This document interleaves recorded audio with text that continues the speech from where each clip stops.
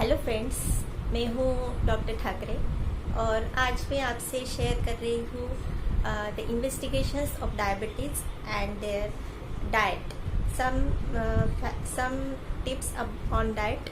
कुछ टिप्स मैं आपके साथ शेयर कर रही हूँ। तो सबसे पहले इन्वेस्टिगेशंस। हमने पिछले वीडियो में देखा था कि डायबिटीज़ क्या है, डायबिटीज़ का इन्वेस्टिगेशन रफली हमने कुछ आइडियाज़ दिए थे।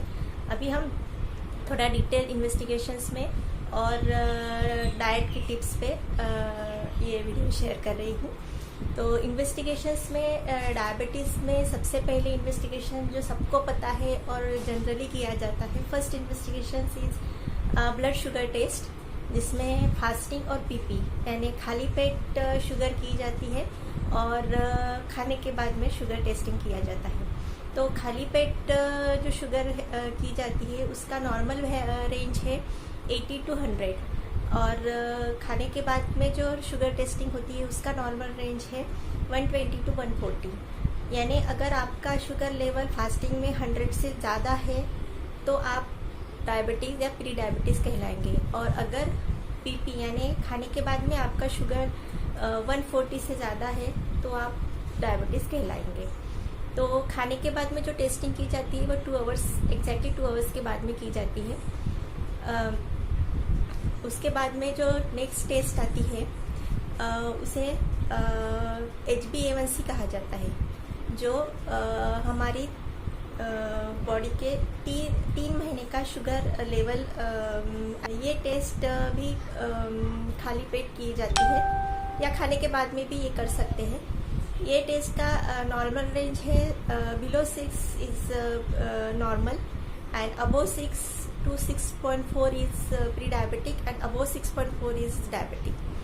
तो ये फास्टिंग और पीपी लेवल हमारी कम ज़्यादा हो सकती है, वो डिपेंड है हमारे खाने पे और हमारी इंसुलिन सिक्रीशन पे। लेकिन ये जो HbA1c है ये हमारी कंफर्म टेस्ट कही जाती है, जिससे हमारा शुगर लेवल परफेक्टली कितना रहता है वो पता चलता है। नेक्स्ट टेस्ट है GTT, जिसे हम ग्लूकोज टॉलरेंस टेस्ट कहते हैं। ये भी कंफर्मेटिव और रिलायबल टेस्ट है।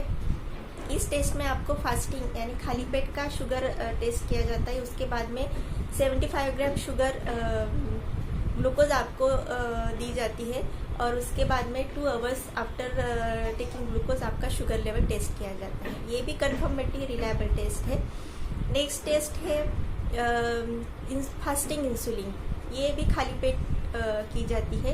इसमें आपका शरीर का इंसुलिन कितना है ये डिटेक्ट किया जाता है। तो इसका जो नॉर्मल रेंज है, फास्टिंग इंसुलिन का नॉर्मल रेंज है 2.2 to 24.9, ये नॉर्मल रेंज है। और ये इंडिकेट करता है कि आपको which type of diabetes, type 1 और टाइप 2। अगर लेवल बहुत कम है तो आपका इंसुलिन बन नहीं रहा है ठीक से, तो मे बी आपको टाइप 1 डायबिटीज़ हो सकता है। और अगर लेवल ज़्यादा है, हाई लेवल है इंसुलिन का, तो आपको इंसुलिन रेजिस्टेंस भी हो सकता है। यानी इंसुलिन लेवल आपके शरीर में बहुत ज़्यादा है लेकिन वो काम नहीं कर रहा है, रेजिस्ट कर रहा है। नेक्स्ट टेस्ट जो है वो है सी पेप्टाइड टेस्ट। तो सी पेप्टाइड टेस्ट भी रिलायबल टेस्ट है। ये टेस्ट भी खाली पेट और खाने के बाद में 2 आवर्स के बाद में की जाती है। तो सी पेप्टाइड का नॉर्मल रेंज है 1.10 to 4.40। तो अगर इन बिटवीन ये रहा तो आपका नॉर्मल लेवल है, यानी आपका जो पैनक्रियास का फंक्शन है, स्वादुपिंड का फंक्शन है, वो अच्छे से काम हो रहा है। तो ये है इन्वेस्टिगेशन। जनरली ये की जाती है टाइप 1 और टाइप 2 डायबिटीज़ डिटेक्ट करने के लिए। जनरली आजकल बहुत सारे ही डायबिटीज़ में ये की जाती है। और अब नेक्स्ट टॉपिक है डाइट। तो विच टाइप ऑफ डाइट्स हम ले सकते हैं डायबिटीज़ में, तो कुछ टिप्स मैं आपके साथ शेयर कर रही हूँ, क्योंकि डाइट अगर बताया जाए तो होल रेंज है डाइट की। डाइट बहुत सारे डाइट है आजकल। कीटो डाइट है, लो कार्ब डाइट है, वेजिटेबल्स डाइट है, तो ये सब है। लेकिन कुछ जनरल टिप्स मैं शेयर कर रही हूँ। सबसे पहले तो skip the sugar, all sugar items also skip. यानी उसमें आपने शक्कर बंद करना है, और शक्कर से बनी हुई सभी चीज़ें, मिठाई है या और अलग चीज़ें हैं, वो आपको सब स्किप करनी पड़ेगी सबसे पहले, जैसे ही आपका डायबिटीज डिटेक्ट होता है। नेक्स्ट थिंग्स है मिल्क और मिल्क रिलेटेड प्रोडक्ट्स, जैसे दूध, दही, पनीर, चीज़, ये चीज़ें भी आपको स्किप करनी पड़ेगी। नेक्स्ट, क्योंकि मिल्क जो है आजकल मिल्क से इंसुलिन रेजिस्टेंस के चांसेस बहुत ज़्यादा बढ़ते हैं, इसलिए मिल्क स्किप करने के लिए कहा जाता है।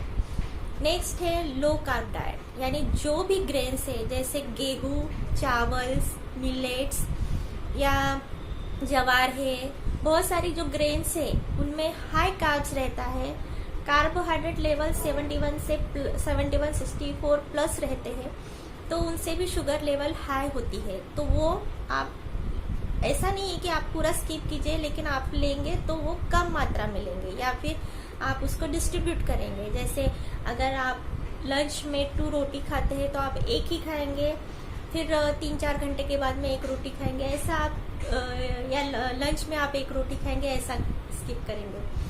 वाइट राइस आपको नहीं लेना चाहिए, लेकिन मैंने देखा है कि कुछ लोगों में वाइट राइस अच्छा काम करता है, शुगर लेवल नहीं बढ़ती है, लेकिन कुछ लोगों में उससे शुगर लेवल बढ़ती है। तो जनरली वाइट राइस जल्दी एब्जॉर्ब होता है, जल्दी डाइजेस्ट होता है, तो शुगर लेवल जल्दी से राइज होती है, ऐसा बोला जाता है। तो वाइट राइस भी आपको स्किप करनी होगी। नाशनी को भी आपको स्किप करने के लिए बोला जाता है, क्योंकि वो भी हाई डायबिटोजेनिक है। तो लो कार्ब डाइट आप ले सकते हैं। उसमें आप इंटरमिटेंट फास्टिंग का आजकल बहुत ज़्यादा रोल है। इंटरमिटेंट फास्टिंग में 16 आवर्स आप फास्ट कीजिए, 8 आवर्स आप ईटिंग शेड्यूल रखिए।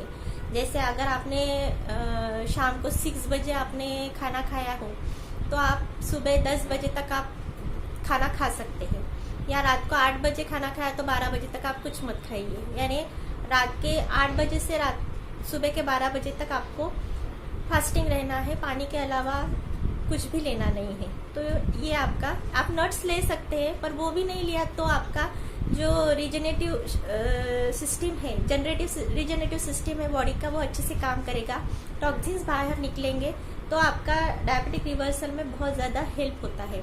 तो आप इंटरमिटेंट फास्टिंग कीजिए, कम ज़्यादा चलता है, लेकिन स्टार्ट तो कीजिए, स्टार्ट करने से ही आपको उसका बेनिफिट्स मिलेगा। नेक्स्ट है बहुत सारे स्पाइसेस है जो डायबिटिक रिवर्स में, डायबिटिक में बहुत अच्छा काम करते हैं। जैसे मेथी, वो सबको पता है, मेथी में एंटी डायबिटोजेनिक कैरेक्टर्स रहते हैं, शुगर कंट्रोल में वो बहुत अच्छा काम करता है। आप मेथी कैसे भी ले सकते हैं, जैसे मेथी रात को भिगो के रखी, सुबह आप उसका पानी वो चबा के खा सकते हैं।